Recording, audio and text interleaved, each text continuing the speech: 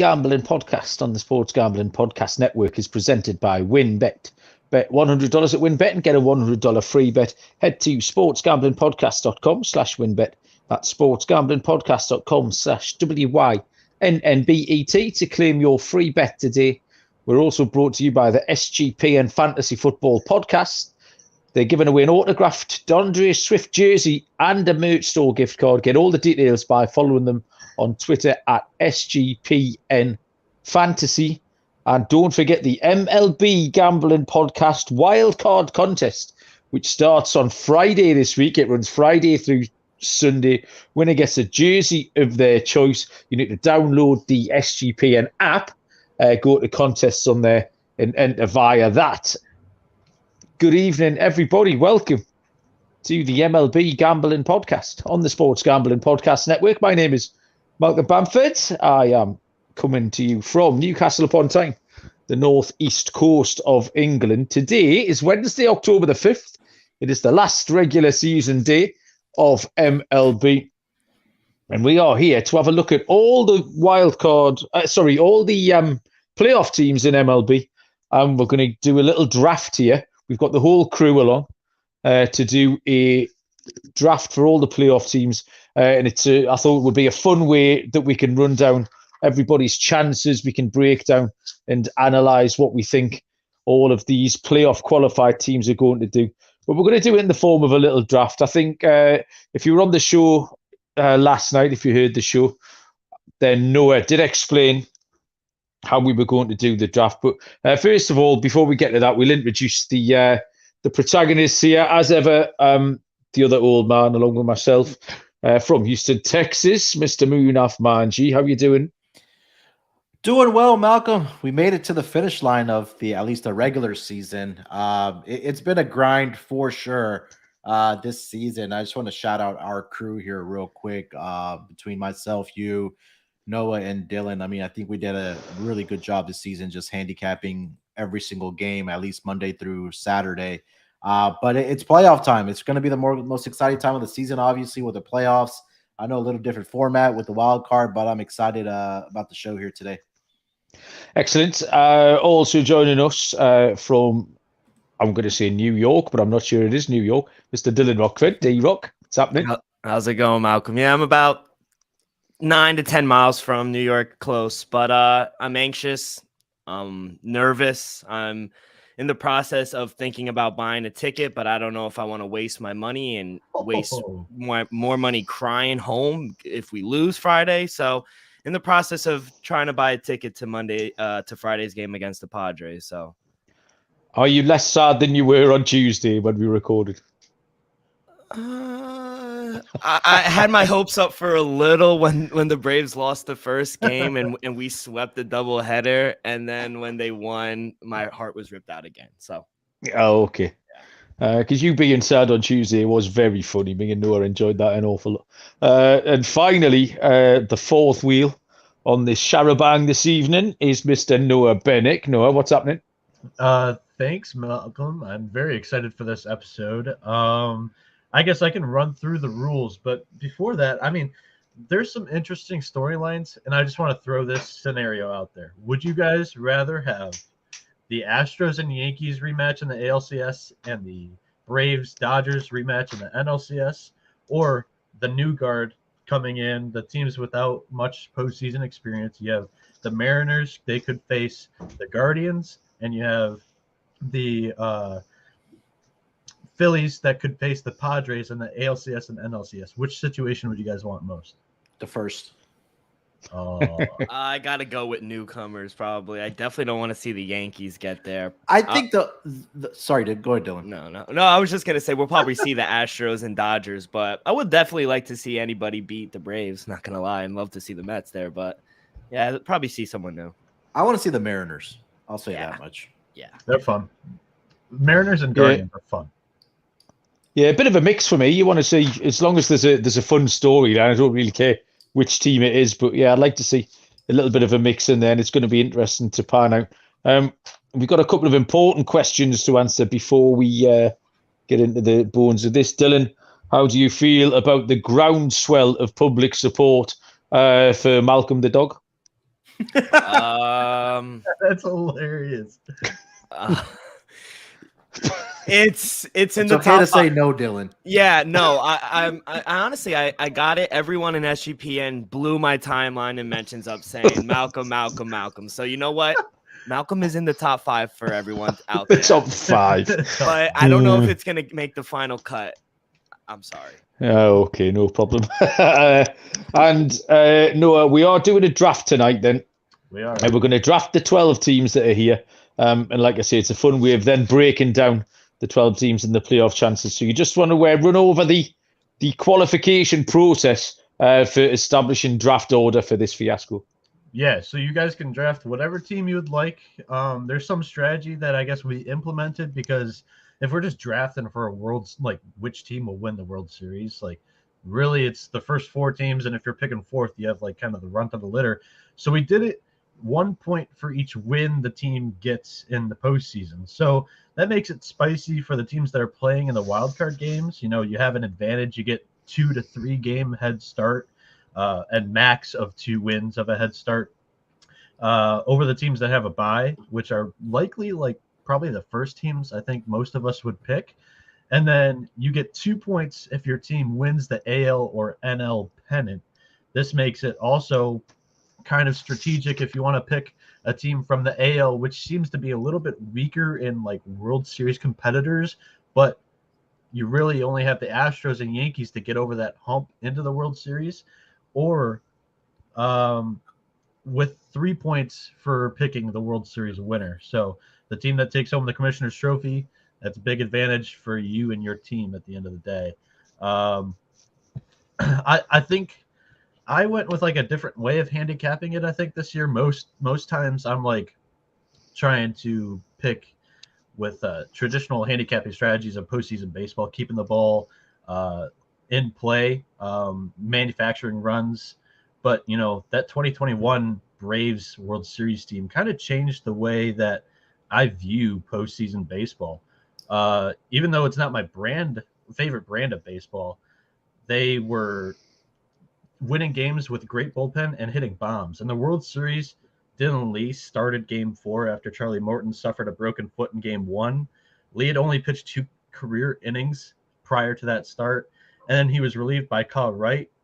And Kyle Wright in 2021 had only thrown 6 innings in his career. Then in Game 5, Brian Snitker started Tucker Davidson, a rookie who'd only made 5 career MLB starts.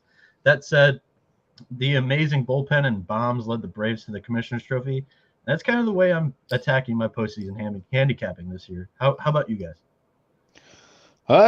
Just handicapped it. I've looked at it, and I've looked at I've crunched the numbers, and I'm absolutely confident with my picks here. Just before we get going, then Noah, can you tell us how we got the pick order? Yeah, so the pick order was determined by our MLB preseason futures. Malcolm is so dirty. Win totals were on behalf of the listeners, they need to know how we established the order. Win totals were 1 point because most of them are coin flips, and then division winners of -150 or greater, so like -230 and whatnot, that was worth a point. And if you had a -149 or less division winner, which was considered not to be very chalk, you got 2 points. So when all of the points were tallied up, Malcolm was the winner by exactly 1 point over Munaf and I, and Dylan had 1 point less than Munaf and I, coming in 4th. Unfortunately for Dylan, the tiebreaker was the Padres win total. He had the under 89.5. They were technically favored in game 162, where we're currently recording this game during that last Padres game. So that's how he comes in 4th. So a shorter way of saying that would be that I was the best, so I get to go first. Is that? Don't they still have 89 wins though? They have 89, but they're favored to win game 162. Oh my god.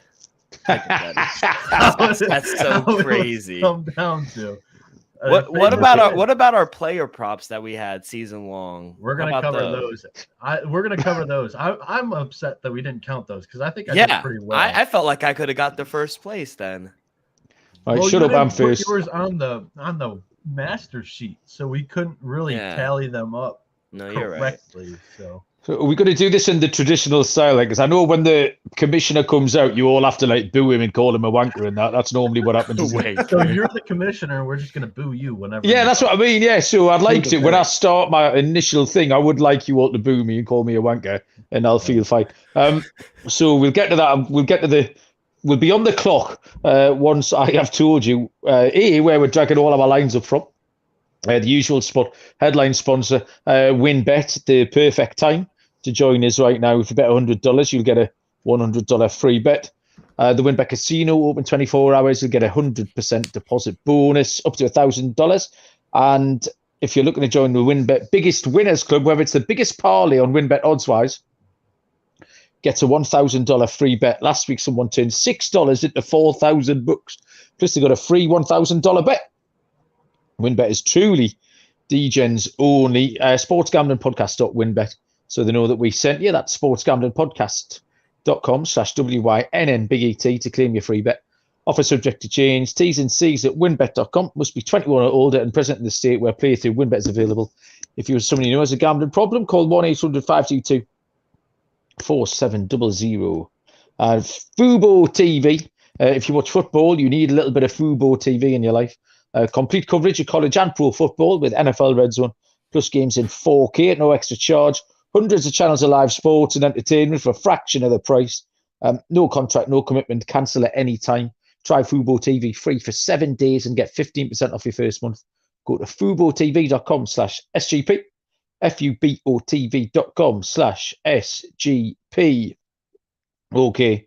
Malcolm Bamford is on the clock by virtue, as we've just said, being the best handicapper through the regular season. So, with the first pick of the MLB Gambling Podcast, postseason playoff presenter Sharabag Jamboree, Malcolm Bamford selects the Los Angeles Dodgers. World Series price 3-1, National League price at +150. And it's a pretty watertight case here, boys, for the first pick. I mean, this is the LA Dodgers, by the way, and they've just had a franchise record season. They've been a good team for as long as I can remember. But yeah, 110 wins is a franchise record. If we look on either side of the ball, the bats have just been absolutely stellar. The WRC plus of, oh man, you could list them till they come out your ears. Freddie Freeman, 155. Mookie Betts, 145. Justin Turner, 127. Will Smith, 129. Trey Turner, 125. So up and down that lineup. I mean, it's only really Cody Bellinger I would call maybe the weak link. And in the playoffs last year, he absolutely crushed it. So he might just spring to life as well. Starting pitching, and the ERAs for these boys, this is incredible. Tony Gonsolin, 214. Urias is 216. Tyler Anderson, 257. Clayton Kershaw, 230. Andrew Heaney's the biggest of the lot at 310. So any three of them you'd absolutely trust. The bullpen is the best in MLB in terms of WAR. They've got an 8.5 WAR and a combined 289 ERA. Craig Kimbrell, ever so slightly vulnerable, I would have said. Evan Phillips has pitched 63 innings out the pen for the Dodgers with a 1.14 ERA. You've got Dustin May available in there as well if he gets back fit. In terms of the route through, should they play the Padres? Depends how broken the Mets are, really. The Dodgers own the Padres this season. 14-5 against the Padres on the year. How many of those, I'm going to ask Munaf here, how many of those 14 wins did they cover the run line, Munaf? Talking about Dodgers over the Padres? Yeah. Of the 14,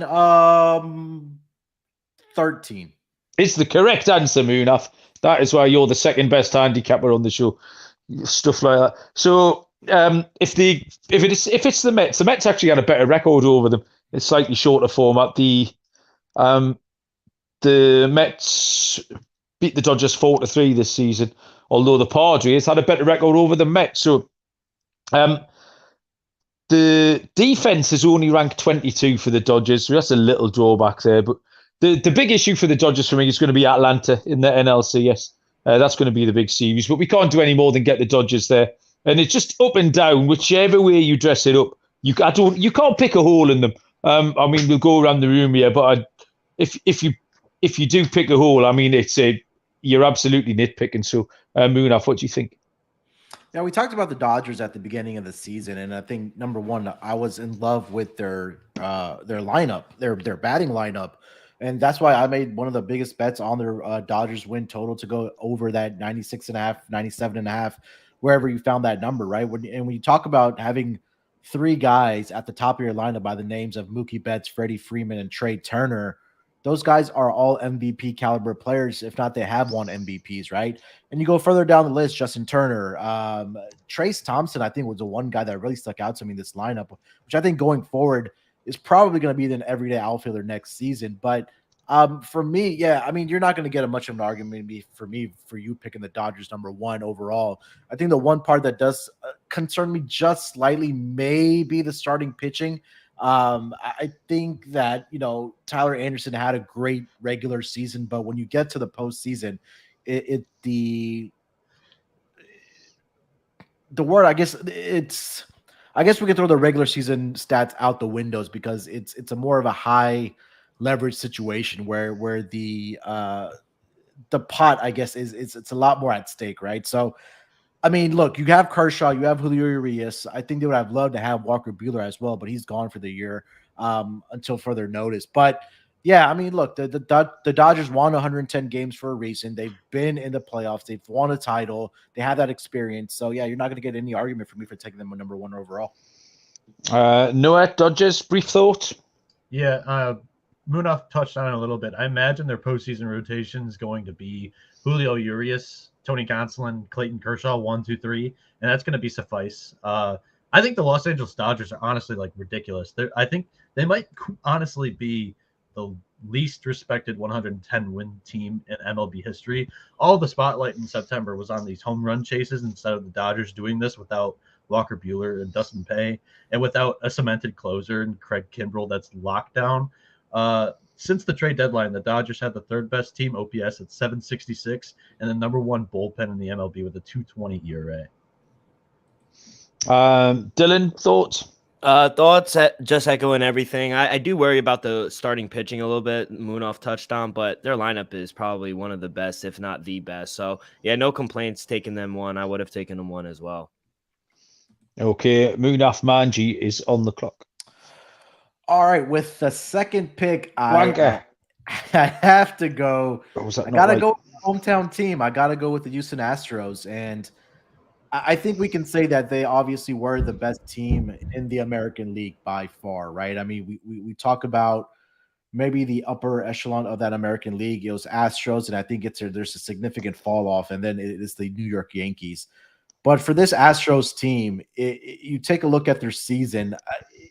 Well, let me go back to the 2017 season when they won the World Series, right?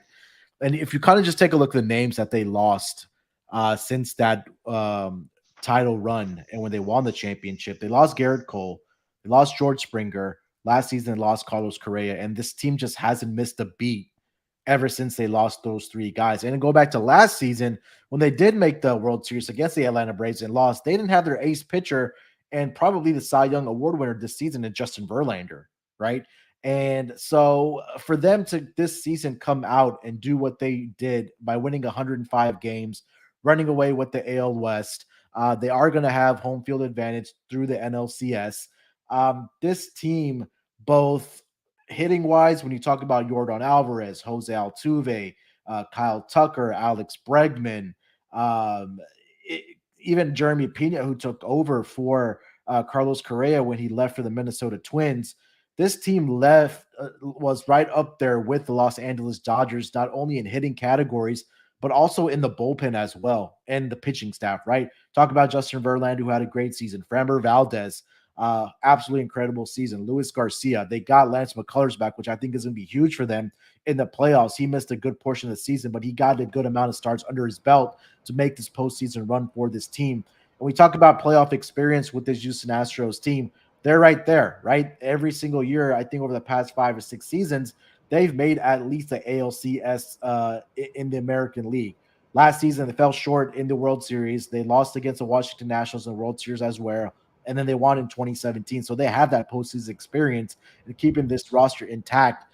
And I'm not going to go through all the numbers. We know what the Astros are. They're right up there with the Los Angeles Dodgers, if not better than them, or right at number 2, right below them in a lot of the categories that you did mention, Malcolm, about this Houston Astros team. So I think their bullpen is great. Their starting pitching is great. In that 1 through 6, you can even go 1 through 7 in this batting order, that this team is ready to make another run to the World Series. So I think that they are the second favorites to win the World Series title, right behind that Los Angeles Dodgers. So I'm going with the Houston Astros. That's my first team with the second overall pick. Yeah, Houston Astros. Did you give the lines out, Munaf, there? Plus, I think I saw plus 340 on win. Sorry, yeah, you're right. Plus 375 for the World Series, and they're the favorite to come out of the American League to win the pennant at plus 140. Yeah, I mean, they've done absolutely nothing wrong. The 105 win season. I think that division's not terrible either. You know, they've made it look a lot easier than it could have been. I know the Angels was a bit sporadic in Texas in, but Seattle are a decent side, and Houston turned that into a procession really early on. It was pretty much non-competitive from round about the middle of May. I worry slightly about Alvarez. He's a big piece, and it's just this hand injury is a really weird one because he can't seem to get any momentum going. He tends to need the odd day off here and there. So that might fit in with playoff baseball, or maybe you'll be able to power through if the stakes get really high. So yeah, it was the obvious pick, Munaf, and it was a hometown pick. But yeah, as Captain Insano points out, I think it was the correct pick as well. Noah? For me, the impact that Michael Brantley makes on the Houston Astros hasn't been talked about enough. Brantley has ended up on a 60-day IL, and he's out for the season due to shoulder discomfort. He was a consistent bat in the lineup for the Astros, and since his disappearance, the Houston offense has been its weakness, actually. The Astros are in need of offensive production from the outfield other than Kyle Tucker. You have Trey Mancini, who they acquired in the trade deadline, Chas McCormick, Mauricio Dubon, Aledmus Diaz. One of those guys needs to step up and replace Brantley's production in the postseason. The Astros are in prime position to emerge from the American League due to their pitching staff if that happens. I assume the playoff rotation will be Verlander, Valdez, Lance McCullers Jr., with Christian Javier and Jose Urquidy and Luis Garcia ready to step up and start a game if need be, or go in long relief. Not to mention, in the arm barn, you have Ryan Presley and Rafael Montero, and a saves share with Will Smith as a leveraged lefty who had an amazing postseason in 2021 with the world champion Braves. Add in the amount of playoff experience that this team has, 5 straight ALCS appearances, and Munaf, you're a WRC plus guy. Jose Altuve has a 162 WRC plus, and courtesy of Foolish Baseball on Twitter, that is a higher WRC plus than in his 2017 MVP season, which he had 160. I think Houston's a great pick. Dylan, anything to add to that? Yeah, quick question. I want to know if you guys think that the teams in the wild card have an advantage as opposed to teams like the Astros, the Yankees, Braves, all the one, Dodgers, who have kind of like 5-6 days breaks, because I think the teams with the break have the advantage. But Noah, what do you think, real quick? For me, I think the teams that have the break have a little bit of a disadvantage. I think really the postseason all about building momentum, and we saw it last year from the Braves. They were an 88-win team in the playoffs, 3 seed. They barely won their division. They just get hot. They hit a couple of timely hits. Most of them were bombs, and their bullpen was great. And that was not a bullpen that was great during the regular season. They just had some really hot arms during that time. For me, when you look at it, I think a team that could come through their path to the World Series is Toronto. They play in that wild card game, and that offense looks really hot right now.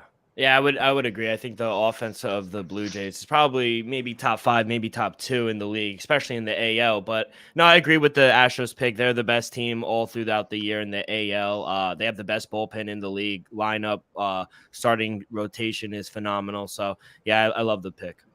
Yeah. Okay, Noah Bieniek is on the clock. All right. Well, with the 3rd overall pick in the MLB Gambling Podcast, MLB Postseason Teams Draft, I am selecting actually the team that was number 1 on my big board. If I had the 1st or 2nd pick, I would have probably surrendered to peer pressure and taking either the Dodgers or the Astros, but I'm happy with the Atlanta Braves 3rd overall. They're plus 230 to win the NL, which is the 2nd highest, and to win the World Series, they're plus 500, which is the 3rd best favorite. In 2021, the Atlanta Braves went 37-19 in the final 2 months of the season. In 2022, the Atlanta Braves are 38-19 in their final 2 months of this season. This team is on the same pace entering the postseason this year as they were last year. Their bullpen is amazing. It's the 2nd best unit in all of baseball since the trade deadline with a 2.50 ERA. But since the beginning of September, they lead the Bigs with an outstanding 1.50 ERA. The Braves have so many back-end weapons. AJ Minter, he has 15 holds, 2.43 ERA, and 29.2 innings pitched since the All-Star break. Colin McHugh, 1.95 ERA and 27.2 innings pitched. Kenley Jansen, he was great, shutting the door on the Mets multiple times over the weekend. And he has 18 saves since the All-Star break. Dylan Lee, 2.73 ERA and 26.1 innings of relief. Tyler Matzik, 3.27 ERA, 22 innings. And Jesse Chavez, he's even pitched well with a 1.59 ERA and 17 innings since the All-Star break. I saved the best for last, too. Alex Anthopoulos, big trade deadline acquisition this year, was Raisel Iglesias. He acquired both the World Series MVP and the NLCS MVP last year at the trade deadline. This year, could it be Raisel Iglesias? Since becoming a Brave, Iglesias has pitched 25.1 innings. He has 14 holds, and he's only surrendered 1 total run. With a lineup bolstered by Dansby Swanson, Austin Riley, Travis d'Arnaud, Matt Olson, Michael Harris II, and a healthy and hungry Ronald Acuna Jr., who couldn't participate in last year's World Series run with the Atlanta Braves, they are poised for another run at the Commissioner's Trophy.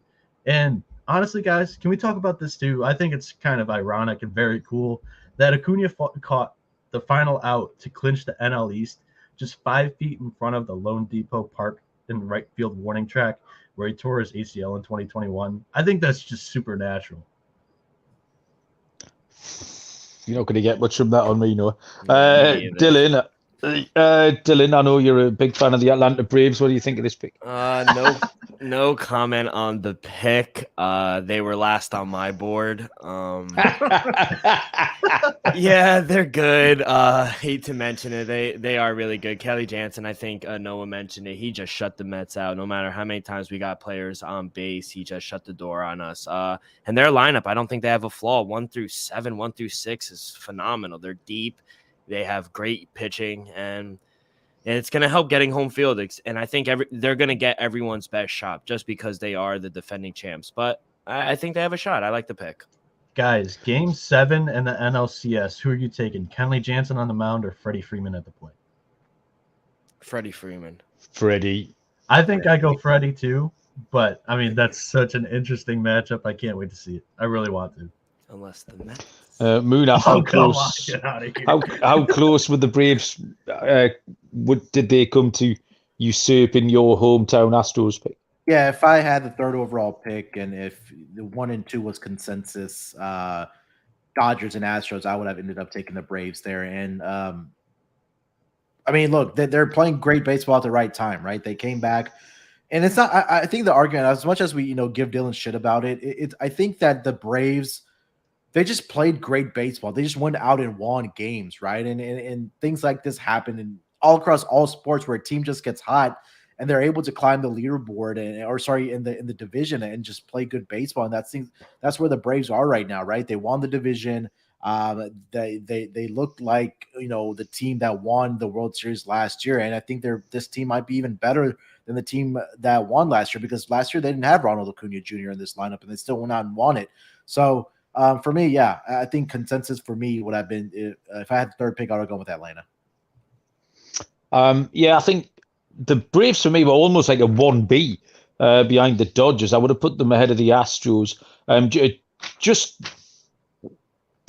almost the identikit nature of what they've done this season in comparison to what they did last season. Noah's commented on the similarity of the records, and that experience from last year is going to hold them in great stead as well. So, yeah, I would have that as my 2nd pick. But Dylan Rockford, you were on the clock with pick number 4. Yeah, so for my 1st pick, but 4th overall, I'm gonna go with the Cleveland Guardians here. Whoa. Yeah. What? I wasn't gonna But take the you Yankees. just mentioned about What? the Mets getting the NLCS literally like But- 2 minutes ago. But I'm also a little realistic. Explain strategy. Yeah, it's reverse psychology. So, You get the I- wild for- card games, I guess. Yeah, for wild card game, I think they match up pretty well with the Rays. I don't see the series betting. Let me tell you the odds though for the Guardians. For the World Series, they're plus 3,000, and then for the AL pennant, they're plus 1,200. But I think they match up pretty well. I would be surprised if the Guardians aren't favored over the Rays in this series. I don't know about the odds. If They're slight favorites. They're slight favorites. Okay, I think they should be. I think the Guardians match up really well. I don't know. I just don't like the recent form of the Rays. I think you said it. It's all about how you're playing, getting right at the hot time. And we see it every year. We saw it with the Braves last year. And the Guardians are just playing much better baseball than the Rays right now. Their pitching has been fantastic. Last 15 days, they have the third best ERA as a unit, 2.45 ERA. Batters are only hitting 207 off of them. And as for their lineup, I think you go down the thing. Jose Ramirez, Steven Kwan, Andres Jimenez, Ahmed Rosario, ex-Met. They're all hitting really good and matching up against a team like the Rays, who don't really have anyone that scares me besides Yandy Diaz and Arozarena. I think they have the advantage on the bats as well. So I think they could come out of this wild card game, and then I think they match up pretty well with the Yankees as well, because I think they have the pitching to go toe to toe with the Yankees. Shane Bieber, my boy Cal Quantrill, they just never lose with him anymore. And then Tristan McKenzie's a great two. I think that's a nice solid three right there. I honestly believe those three guys are better than every Yankee pitcher, especially Garrett Cole. All three of them have better ERAs. Bieber and McKenzie both have a better whip. And Cal Quantrill is not too far off from him either. I think that all three pitchers have better command. They don't walk batters. I just like the road for the Guardians. So I feel like the road to the ALCS might not be the hardest for them. I think they have the pitching to go up against anyone. I think they have the lineup to score runs. So that's probably my favorite play. I'd probably take them to win the AL pennant at plus 1,200. Okay, there you go. Dylan with the fancy price winners. Munaf's eyebrows nearly shot off his head when he said that. Munaf, what's up with the Guardians? Yeah, I mean, I'll be the first to admit that I was completely wrong about this Cleveland Guardians team when we did the season previews before the season, right? I just wasn't a believer in their pitching, but they completely, proved me wrong, right? Shane Bieber quietly this season, 200 innings pitched, only an ERA of 2.88. Tristan McKenzie, sub 3 ERA. Cal Quantrill, who's been absolutely phenomenal for them at home for the Cleveland Guardians. And, Dylan mentioned there that they don't have the big, sexy names in this batting lineup except for Jose Ramirez, right? But they have guys that hit for average, that can get on base, and also guys that can hit for power as well. And, we talk about teams that kind of have that it factor and that kind of have that edge to them. I think Cleveland Guardians are one of those teams. I'm not sure if I would have taken them this high, but I understand the pick where Dylan made it as far as just from a strategic standpoint. But yeah, I was completely wrong about this Guardians team. So yeah, we'll see what happens with them. Noah? Yeah, I mean, I'm honestly a big fan of this Cleveland Guardians team, I guess, as well, coming into the postseason. I just think they're very different from the vanilla home runs hitting teams in the postseason this year. I am also thinking about sprinkling on that AL price at plus 1,200. The Cleveland Guardians, one thing, they are fully healthy, and they just need to find a power source in October. This team is the most fundamentally sound baseball team of the 12 playoff teams. Yeah. They play great defense. They are maniacs on the base paths. They're disciplined at the plate, and their bullpen is nails. But in this day and age, I think you need a tank to win a playoff game. I'm looking at Jose Ramirez, who had a cold September. Andres Jimenez, who had one of the most improved baseball players this season. Josh Naylor, who is a human energizer bunny when he's doing good things at the plate. Or lastly, can we get a bomb or two in a series from Oscar Gonzalez, who's been a nice surprise in the second half?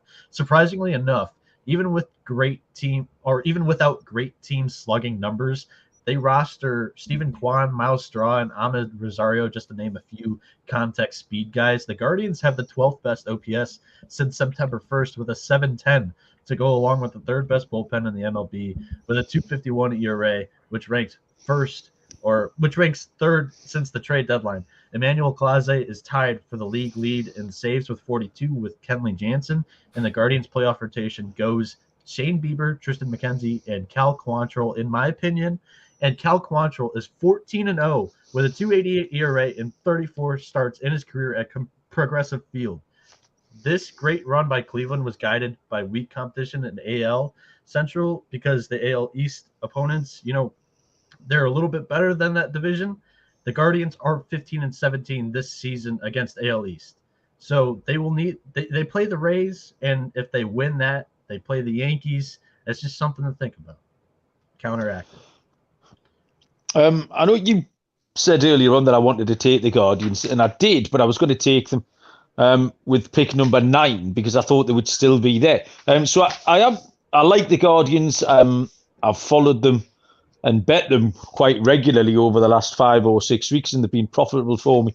But I'm just not buying into this narrative that they're good enough really to compete in this playoff series. I do like them to take down Tampa in the wild card round, but after that, I think it just gets a little bit tricky. Dylan said they can score runs. I don't think they can. They've scored 689. Every single team in the NL West has scored more runs than Cleveland. That includes the Rockies and the Diamondbacks and the Giants. I mean, they've all scored more. The Phillies, who finished third in the NL East, have scored 745 runs compared to Cleveland's, 689? They've scored 50 more runs than Cleveland in there. Cleveland got a WRC plus of 98. I mean, the below average, they've got the 18th. That's 18th in MLB. So as much as they've done really well, and they have had some guys who've stepped up that they needed to. You mentioned the name Stephen Kwan, Andres Jimenez, Oscar Gonzalez. It's been good. Jose Ramirez has been brilliant. I like the 3 lads who are going to spearhead the pitching, but I don't think it's sustainable. And I think when push comes to shove here, I do think they're going to struggle. And the teams who are going to bat against who can catch up quick, the Guardians need to manufacture all of these runs, where a team like the Yankees can catch up quick by just hitting them out. What are you saying, Noah? Malcolm, I'll take your runs scored stat, and I'll raise you with run differential. They're plus 57. That's better than the Tampa Bay Rays. That's better than the whole NL West, other than the Dodgers that you just mentioned. That's better than the Phillies. This is a team that doesn't score many runs, but they don't give up many either. I think this is the closest you can get to finding a lock in the wild card round. I think they will win in the wild card round, but yeah, after that, Noah. I would have taken. That was a bold pick. With you, man. Guardians over your. No, you're trying to root for my downfall, Malcolm. Shut up. Go and get Malcolm the dog a bowl of water, will you? I'll do these ad reads. The Elias Game Plan app are a relatively new sponsor of ours. You will know them. They are the official statisticians of US Pro Sports Leagues, and the Elias Game Plan app will give you all the information that you need to be a better sports bettor, a better fantasy player, and better just all round at knowing your sports inside and out. There's a weekly survivor pool analysis on there as well. All sorts of things on this app. It's put together by a fun team who'll give you all these bespoke stats. It's not just run off algorithms, etc. So you can take your NFL season to the next level by downloading the Elias Game Plan app. There's 3 game plans when you subscribe, weekly, monthly, or annual. You can get 25% off your first month when you choose the monthly subscription by using our promo code SGPN25.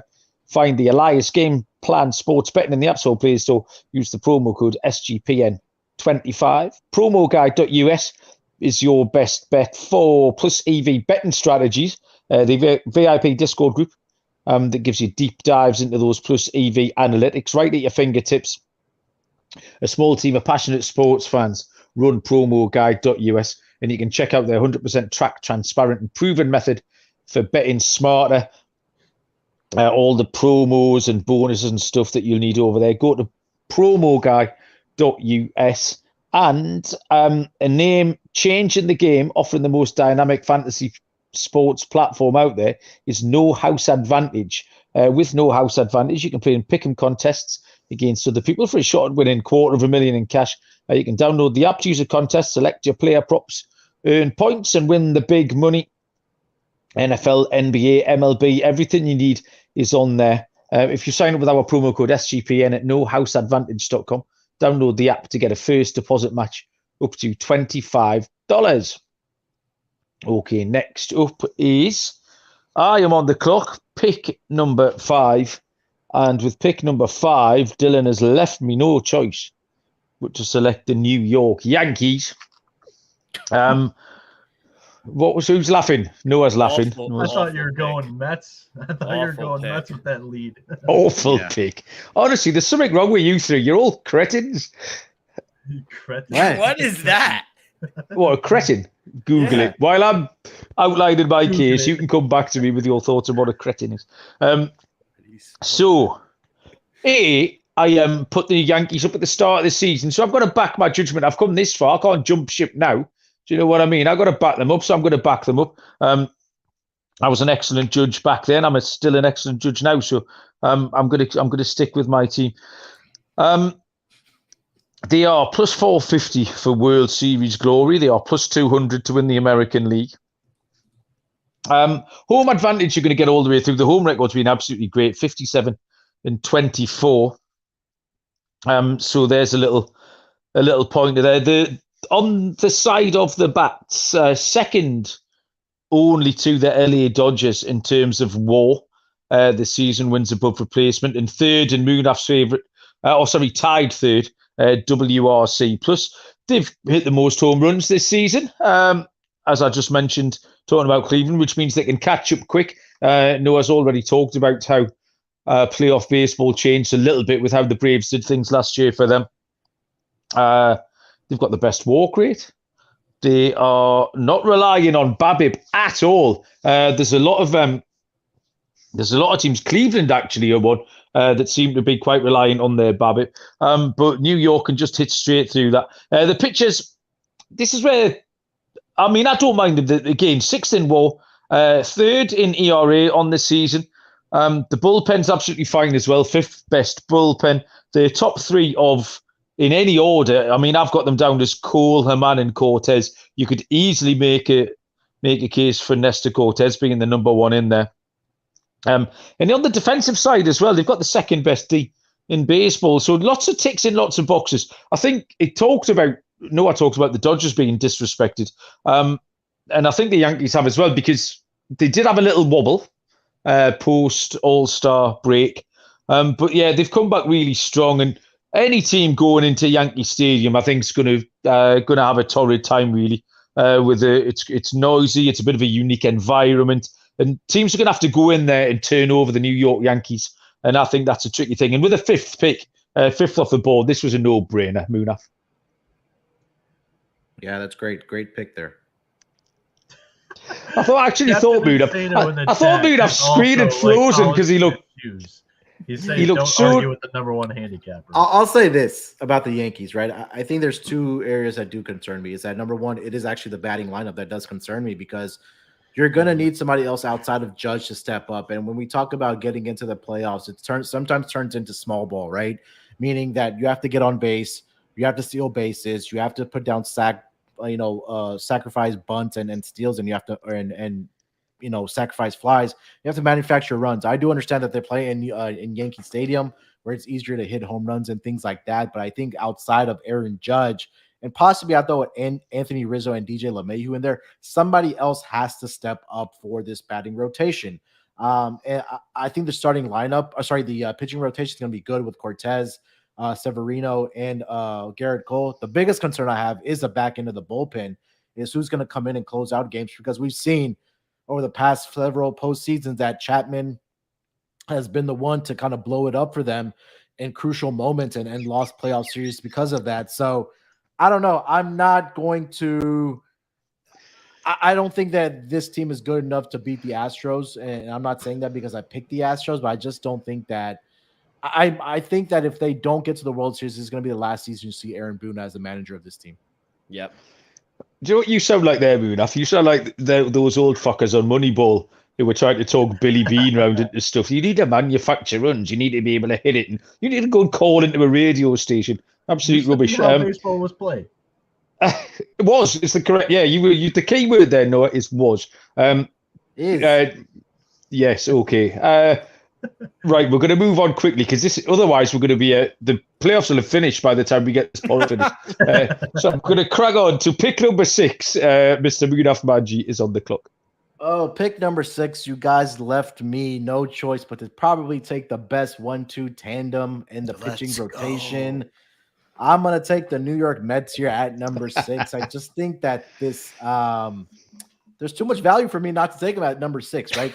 I think we talked about this at the beginning of the season is that when we got to the postseason and we looked at all the teams that had top tier pitchers, I think we all kind of agree that if you had Jacob deGrom healthy and Max Scherzer healthy as your number 1 and number 2 guys, it's going to be very difficult to beat this team. Now, we talked a lot about how they, lost the division lead and things like that, but the Mets still won 100 games during the regular season.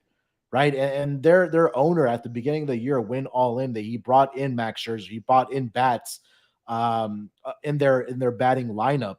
And I think this team is still prime when you have Jacob deGrom, you have Max Scherzer, the bullpen with Edwin Diaz at the back end. You have pitching depth on this team. The concern does get to when you talk about the batting order for this team, but I still think there's more than enough capable guys. That number 1, guys that can hit for average, guys that can hit for power, and you have speed on the basis for this New York Mets team. And I'm sure Dylan can expand on this, but I think when you're giving me Scherzer, deGrom, and then you still have, Cookie Carrasco, you still have Taijuan Walker and Chris Bassett, where they can use them as a number 3 or possibly 4 starter and even throw them into the bullpen. I think there's a great possibility that the Mets are going to be in that NLCS championship. They do have to go through the Dodgers, but I think they're more than capable of beating the Dodgers in that NLCS if they do get there. Yeah, so the Mets at plus 750. We'll let Dylan have a couple of words on this New York Mets, and if you can try and keep this less emotional and more cold hard stats, Dylan, how do you think that they can regain their momentum? I hope so. People are saying here in New York, "Oh, we're getting our mojo back." We're playing the Washington Nationals. Let's relax. We scored 8 runs, and everyone thinks we got our bats back. But I think honestly, I think Buck changed this whole system around. Bringing a guy like him in, he really changed the dynamic and just the culture around New York. I do worry about our lineup, though. I worry about Starling Marte being out really hurts us. And a guy I really worry about who went hitless, I think, during the Braves season, Francisco Lindor. I think he's the biggest question mark I have. And I think one of you guys said it earlier. It's about power in your lineup. And no one really on the Mets can give you power besides Pete Alonso. So if they hold Pete Alonso in check, what are we going to do? Even if Jacob deGrom and Max Scherzer goes out and only surrenders 2-3 runs, we're not going to win the game because we can't manifest the runs. And I think the trade deadline, we did absolutely shit. Oh, we have a big talk owner who wants to go out and spend all these billions of dollars, but he didn't get anyone. So we might lose Jacob deGrom in the offseason. So I don't know. I think we get out of the wild card. I don't know. We do have a good record against, and we usually play up to competition this year. The Mets usually play well against teams that are above 500. We beat the Dodgers in the series, but I don't know. It doesn't look good. Scherzer doesn't look good. deGrom, his last 4 starts, giving up 3+ runs. So I don't know. I just don't know with the Mets. They're very inconsistent for me to back. That's why I didn't take them, to be honest. Okay, we move on with the 7th pick of the draft is Mr. Noah Bieniek. In the spirit of Johnny Junta himself, with the 7th overall pick in the MLB Gambling Podcast, MLB Postseason teams draft, we're going with the Toronto Blue Jays of the American League. I kind of hinted at it earlier. Their odds to win the AL are plus 700, which is the 3rd best, and the odds to win the World Series is plus 2,000 on WinBet, which is tied for 6th. The Toronto Blue Jays, they're just such an interesting team to me. At the beginning of the season, I was so out on them. I thought they were a huge public play to win the division with all the baby boppers and the famous last names. Well, Aaron Judge and the Yankees happened. But this bullpen has been much improved lately, courtesy of Jordan Romano, Adam Simber, and Wayne State alumni Anthony Bass. Toronto has the 10th best bullpen ERA at 3.55 since the trade deadline, a little bit better than their season long of 3.77. And the Blue Jays, they have a few interesting cogs that stir their drink. Jose Barrios needs to be one. He's been so disappointing this season, but if he can solidify a Toronto postseason rotation of Alek Manoah, Kevin Gausman, that would be great for these Blue Jays. Another key piece is Bo Bichette. He's been on an absolute tear since the beginning of September with a 403 batting average and an OPS over 1,000 at 1134. He needs to keep it up and lead the offense. Lastly, my guy, two-hit Whit Merrifield, needs to continue to be an offensive presence with his September slash line of 306, 340, 571. Since the trade deadline, Toronto has had a 752 OPS ranking 6th in the MLB. And since September, the beginning of September 1st, they have the number 1 OPS at 803, which is 40 points higher than the next team. This team might just be able to hit their way to the World Series. Okay, Munaf, can you give us a couple of thoughts on the Blue Jays at all? I think the Blue Jays have probably the most upside of the teams that are after the favorites, right? Because of what Noah just said. And I think the one name that he didn't mention, that pitching rotation, that I'd probably go with over Jose Barrios is probably Ross Stripling, because he's kind of the forgotten one. Want him as like a reliever though? Like, wasn't he a reliever for most of the season? No, he was actually starting a lot of the games for them. I don't trust Jose Barrios at all right now. At all. I would go with Stripling, and I would bring Barrios out of the bullpen, kind of how the Red Sox did with David Price a couple years ago. I would give Barrios like one time through the order and then go with Stripling, kind of like how the Rays were doing in the postseason with Blake Snell and those guys. Yeah, and that's what gives Toronto's the options there too to do something like that, right? But you're right about this batting order. They have the names Vlad, George Springer, Bo Bichette. I think that's going to be a key for them. So at this point, where we're kind of midway through it, I think that Toronto sooner or later was going to come off the board. But yeah, I think that series between the Blue Jays and the Mariners is going to be absolutely fantastic. Yeah, I think with the Blue Jays, for me, you mentioned the word upside, which is absolutely correct. They're just so inconsistent. Whenever I can't remember how many times I'll have picked the Blue Jays to win a game this year, because there just seems to be everything just has to fall right for them. You never really know what you're going to get. They were never kind of on a hot streak or a cold streak. They seem to be a lot better at home, but they're really inconsistent. But that's not necessarily a bad thing when you're coming into these playoffs, because if you get hot at the right time, they've absolutely got the ability. No one is questioning the ability. It would just be maybe the pitching depth. Alek Manoah will go off one, but yeah. You get into names like Barrios, and even Stripling's been okay, but no better than that. But they've got more than enough ability to do it. Just it's a consistency, and you just get the feeling. I get the feeling that they might just shit the bed, because I think they did last season as well. Right, we're going to make round 3 of this draft a little bit of a turbo round. We'll do 90-second handicaps for round. I didn't even pick my second one. Shit. You guys are trying to cheat me. That's so crazy. we are Sorry, Dylan. No, it's always Malcolm. Malcolm, bad dog with the 8th pick. I like the name Bo Bichette for my dog. I love the name Bo. That's honestly a name that's on the short list for like one of my. I think that's going to knock Malcolm off out of the top 5 and put Bo in there. So yeah. All right. As for my second pick, I'm going to take the Seattle Mariners. I think this is a really great story. I think they're a very easy team to root for. Now, I do think it's going to be a tough task to make it all the way to the World Series or even just win the AL pennant. I think they have a decent chance to beat the Blue Jays. You guys just described their lineup. Both teams playing really good baseball right now. But if you look at the season series between the two clubs, the Mariners have kind of owned the Blue Jays. And maybe you can say, well, this is postseason, scrap everything. This is different. But that might be true. But I think those players know what happened to them every time they played. And that might get into their head a little bit as players. I think the Mariners could go toe-to-toe with the Blue Jays pitchers. I think what this series is going to come down to, at least in my eyes, is basically the lineup. Can we hold the lineup, the Blue Jays lineup? That's probably the best thing they have is their lineup.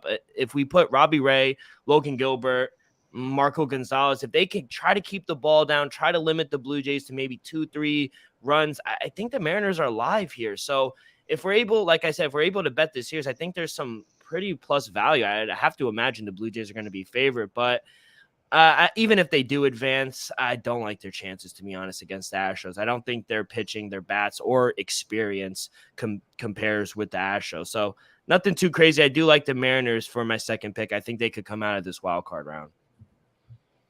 Yeah, I just don't think there's quite enough there. They've kind of got three quarters of. Sorry. You just everything I say today. You're just shitting on it today, Malcolm. He's mad because you're not naming the dog Malcolm. No, I'm just backing up what you've just said. Oh my god! You just said that they've got a chance against the Blue Jays, and then they'll get beat off the Astros. And Yeah. I'm concurring by saying there's not enough there for them to go beyond that. Oh, okay. Mate, you've got a little bit of sand in your vagina because the Mets got beat off the Braves. Now, that's absolutely fine. I understand. Go and rinse it out and come back with a better attitude, Dylan, if that's all right. My god. Munaf or Noah, do you have any stronger thoughts on these Seattle Mariners? Go ahead. I have a quick rebuttal because I did pick Toronto. Now, the reason why I thought this was the toughest game or 3-game series to pick. The Seattle Mariners, they have a phenomenal pitching staff, but they're really young, and the whole team in general lacks playoff experience. Yeah. In Toronto at the Rogers Center, I think it's probably maybe the second most influential home environment there is. You think back to the other postseason runs that they've had in the last decade, that place gets nuts when good things happen to their baseball team. I think when we talk about that's a valid point.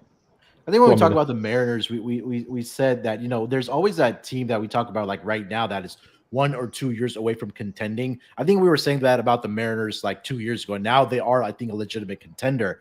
That pitching rotation that they've set up for the future with Luis Castillo, Robbie Ray, you throw in Logan Gilbert into that mix as well. Marco is a serviceable 4 or 5 guy, and also Chris Flexen, right? This pitching rotation and bullpen is set up to have success. They're pretty much playing with house money here because they're young, they're exciting, they're a fun fan base to watch. I think this AL wildcard series, Noah mentioned that Toronto is one of those influential home crowds. I think you could throw Seattle into that mix as well because they don't play at Seattle. All 3 games are in Toronto. Yeah. So, and again, if they do get past that point, right, I think that, again, going into the future, I understand why the Mariners fell this down from the board, but I think this team is going to be very, very exciting coming for the next year, 2-3 years, because they have worked to build this roster to where it is to be in the playoffs, in the wild card division series. And again, it's going to be interesting to see what kind of transpires as this team gets playoff experience and then going into the future. I want to say we've been waiting on Seattle for maybe 2 to 3 years for them to be good. I think we've been waiting on Toronto for 5 years to be good. Interesting quote from Vladimir Guerrero Jr. He said, last year was the trailer. This year's the movie. They're going to the World Series from the AL. George Kirby was a name, Munaf, from that from that potential starters that we omitted there. Right, okay. I promise you a turbo round 3. Hey, once I've told you about Dylan's favourite Trade Coffee. Trade Coffee are back. Trade Coffee are a company that use the top independent roasters in the USA to fix you up with a personalized and bespoke service. You need to take the coffee quiz and let their team of experts do all the work. They'll curate over 450 exceptional coffees that make the cup just for you. Trade is the easiest way to get your very best tasting coffee delivered fresh. Nothing to lose because Trade guarantees you'll love your first bag. If not, they'll work with you to replace it for free. So if you want to support small businesses and brew the best cup of coffee you've ever made at home, it's time to try Trade Coffee right now.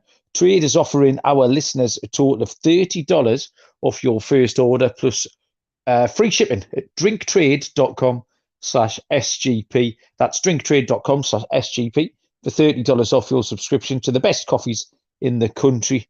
And finally, OddsTrader. OddsTrader is a place to compare odds from all the major sports books, plus all the different sign-up codes and promos as well. So you'll get the best value for money. The app will also give you player stats, game stats, injury reports, handicapping, weather reports, and the all-important bet tracker, so you can keep tabs on how you're getting on as well. OddsTrader.com/Blue Wire is the place to go. OddsTrader is the #1 site for all of your game day bets. Okay, Turbo round 3, 90-second handicap. And with the 9th pick, that's right, innit? Yeah, 9th pick, I will take the St. Louis Cardinals. They are 16-1 to win the World Series, 8-1 to win the National League. What we do know about the Cards, putting ticks in boxes here, doing a 90-second handicap, they're streaky. They went on, 17, 18, was it? Something like that, 17-game win streak last year. They had a really strong second half of the season. I know we all touted ourselves a little bit when we tipped them up to knock the Brewers off in the second half. They've had a really strong second half, like they did last year as well. They've got a really strong home record, which I think bodes well against Philly. They've got a 53-28 home record, which means I think they've got a really good chance of knocking Philly off. Bats, they've got the number 3 and 4 ranked players in the league by WAR in Arenado and Paul Goldschmidt. And the pitching's the issue for me. 17th ranked starting pitching. Bullpen is ranked the same, 17th. The top 3 of Wainwright, Mikolas and Quintana. It's not awful, but is it a World Series winning? The starting 3, I'm not sure it is. I mean, they're 16-1 for a reason. I don't mind the top 3 SPs. They were 4th in runs scored. I mean, baseball is the kind of game where 1 or 2 players can lift you to victory as well. So behind Arenado and Goldie, if those 2 get really hot at the same time, they've got a chance. But yeah, 16-1 for a reason. They get a soft start, I think, in Philadelphia. So if they get through that, that puts them in the game. And then you never know if they get on a bit of a hot streak. So yeah, St. Louis Cardinals for me. Noah Bieniek, pick number 10. All right. No, it's not. It's Munaf. Pick number 9. Sorry, my system's gone entirely to shit. Yeah, same reaction I have, Dylan. There you go. Pick number 9. Yeah, we're kind of getting to the bottom of the barrel here. But I'm going to go with the Philadelphia Phillies here. I think that when you take a look at this rotation with Zach Wheeler, with Aaron Nola, I think that's a formidable 1 and 2. And a lot of times when I'm looking at teams, not just for draft purposes, but also for looking at a postseason roster construction, Phillies, I think they have some type of upside too as well, right? I mean, obviously you have the NL MVP and Bryce Harper. I think that's a big get back for them. Kyle Schwarber, Bronson Stott. I think we talked about him a lot during the beginning of the season, how he was going to be a good prospect in this major league roster for the Philadelphia Phillies. But for me, I think that being in the NL East in that division, it's tough pickings, right? And I think you also got to give them credit for them securing a wild card spot when you had 2 teams in your division that won 100+ games. And you kind of take a look at this roster up and down. I think their top 3 pitchers are definitely better than that of the St. Louis Cardinals, who I believe are playing in that wild card round. But for me, I think that there is a possibility, like you mentioned there, Malcolm, that if the pitching doesn't pan out for the St. Louis Cardinals with those top 3 guys in Wainwright, Quintana, and Mikolas, or if it's Jordan Montgomery, I still prefer having the Philadelphia's top 3 guys over those 3 guys. And I think that when you take a look at their batting order as well, Rhys Hoskins, like I mentioned, Nick Castellanos, if he can get it going, JT Realmuto, Gene Segura, Bryce Harper. So they have guys that can hit the ball and also have the pitching. I think the one area of concern is for me is the bullpen. But at the pick number 9 for the teams that were remaining, I kind of just had to go with the Philadelphia Phillies here. Okay, so Munaf picks up the Phillies at pick number 9. Noah Bieniek. 10, sorry. 10. Sorry, Noah Bieniek, pick number 11. With the 11th pick, I am going to select, I mean, like Munaf said, it's slim pickings. I have the choice of 2 teams. I'm going to go with the San Diego Padres of the National League. They're plus 1,500 to win the NL. That's tied for 5th, aka last. And they're also plus 3,000 to win the World Series, which is tied for 9th, aka last. The San Diego Padres, the starting pitching has been carrying the squad to the playoffs during the second half of the season. Yu Darvish will probably start game 1 for the Padres. In his career against the New York Mets, Darvish is 5-0 with a 2.08 ERA and 7 starts against New York. Then you follow him up with Blake Snell, who he's quite honestly rebirthed himself after the All-Star break with a 2.19 ERA in 78 innings in the second half of the season. Then in game 3, you throw Joe Musgrove, who was a top 10 pitcher in the MLB until the hometown kids signed an extension at the trade deadline and suffered a little bit of a hangover. But they also have the luxury of Mike Clevenger, Sean Manaea, and Nick Martinez for long relief in that bullpen after those 3 starters. Then Josh Hader, the Padres closer, he's figured his shit out. In September, he's converted 4 saves in 8 innings, only giving up 3 hits, 2 walks, and a run. Parlay that with other bullpen pieces like Robert Suarez, Luis Garcia, and Steve Wilson, all with at least 10 innings of sub-250 ERAs in September. That'll play in October. The Friars just desperately need that 19-year-old Juan Soto postseason.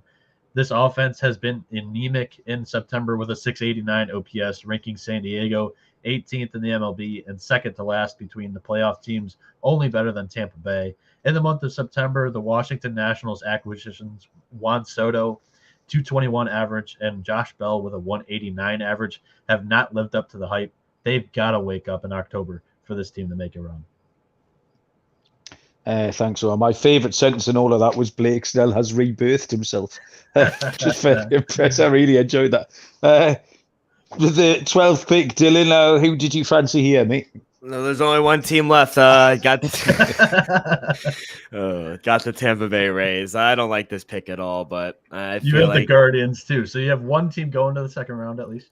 Yeah, one team. I got a potential winner. So I feel like the Rays not getting home field really hurt them. They're awful on the road. And their bats, like I described earlier, they're only averaging 3.54 runs per game since September 3rd, with 2 runs or fewer in half of the 26 games during that time span. So they need some help besides Randy Arozarena, Wander Franco. And with their pitching, Shane McClanahan has given up 9 runs in 9 innings over his previous 2 starts, 4.26 ERA in the second half. So Tyler Glasnow, he's thrown only 3 innings in the big league since last June. So Drew Rasmussen, these guys need to step up a little bit, I think. Jeffrey Springs got lit up last night. Their bullpen is getting help back with Jalen Beeks. He had a 2.80 ERA with 70 strikeouts in 61 innings in 42 games. So some positives. I think they have a good bullpen. I think their defense is all right. I just worry about their starting pitching, and I worry about their lineup. So don't really like their chances. I'd rather take the Guardians here, but as my last pick, I got no choice. You touched on them being terrible on the road. They're 35-45 on the road this season, which is by far the worst of the playoff teams. Yeah. In my opinion, unless the world gets drunk on playoff Randy or Arozarena, again, this Rays team lacks kind of that juice to make a little bit of a run. Yeah. They need to go out and spend money on the offense. That's just what it is. Yeah. They have Wander Franco and Randy. Yeah, that's it. That's it. Yeah. I think me and Munaf, when we finished last season, both determined not to undervalue the Rays again because people have done it for years. I took them to win the AL East this year. I didn't undervalue them, but they didn't come through. It was one of my vows I made last season. I just don't think they're as good as they were last year. Like if you look down, if you compare that lineup from top to bottom, and it's that simple really. And they're going up against this Cleveland team, which I think all 4 of us actually fancy Cleveland to progress. So yeah, there's not many of us would have had the Rays any further up than probably pick number 12 here. Well, in fact, none of us would have done because we didn't pick them before pick number 12. So they're so there you go. Up. Like you mentioned, Kevin Kiermaier, Mike Zunino, Brandon Lowe, David Peralta, Francisco Mejia, and then 2 reliable pitchers in the bullpen, Andrew Kittredge and Colin Poche, who just got injured this weekend. I mean, like that's a very key piece of that team right there on the IL. Yeah, absolutely. So there you go. We've handicapped all 12 postseason teams here. Just before we ask Munaf what's happening the rest of the week, I'll remind you about the contest here on the MLB Gambling Podcast, the wild card contest, which runs from Friday to Sunday. Winner gets a jersey of their choice, and you need to go to the get the Sports Gambling Podcast Network app, sg.pn/app. Put in all your answers to all the little questions: who's going to win, how and why, and what have you. And there's prizes to be had over here. Munaf, we've got a little bit more pre-playoff stuff happening tomorrow. Can you tell us what's going on tomorrow? Yeah, I mean, Wild Card Series starts on Friday, so that gives us an extra day to do some betting preview. So we're going to break it up into 2 pods. We'll record them back to back. So we'll do the AL one, and Johnny Junta is going to actually join us for that since his team is in the wild card series against the Seattle Mariners. And then we'll touch on the other Guardians and Rays as well, and then we'll talk about the NL as well. So definitely look out for 2 separate pods. We'll get in depth. It'll be a lot of fun, and we'll give out obviously all of our betting picks as well for the for those series. So looking forward to that for sure. Excellent. So yeah, plenty more to come. That was fun, boys. It's been a long time since all 4 of us have got on together. Yes. Dylan, Noah, young men, thank you very much. Cheers, Munaf too. Thanks everyone for listening, joining in, getting involved in the chat, Captain Insano and the boys. As always, Razor was in there as well. First time we've seen Razor Sharp picks in there. I know Munaf has a little bit of it's probably NBA chat, I think, with Razor. So yeah, thanks everyone for listening. Good luck with all your picks. Look out for that show tomorrow. Don't forget the contest. Until then, we will see you down the road. Cheers.